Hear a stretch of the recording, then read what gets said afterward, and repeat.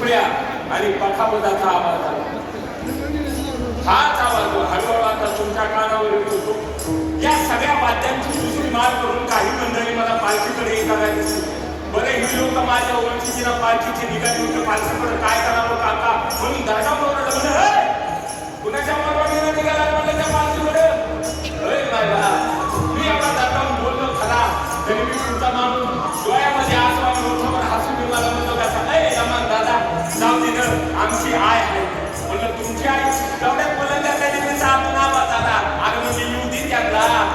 माझ्या गर्भात वाढलेली पहिली लेकरं मायबाप तिच्या गर्भात वाढलेली पहिली लेकरं आख्यानाची दुसरी माळ व्हायला आली. कोण एक लेकरांची लक्ष देऊ नाही का. ज्ञानदेवाची लाठी पाया तुका झाला कळत पाय झालेलं माऊली आलं कळ झालेलं कुटुंब आलं. काट्याच्या गोबीची जनाई आली काठीच्या अभंगाची मुक्ताई आली. अभंगाचा अर्थ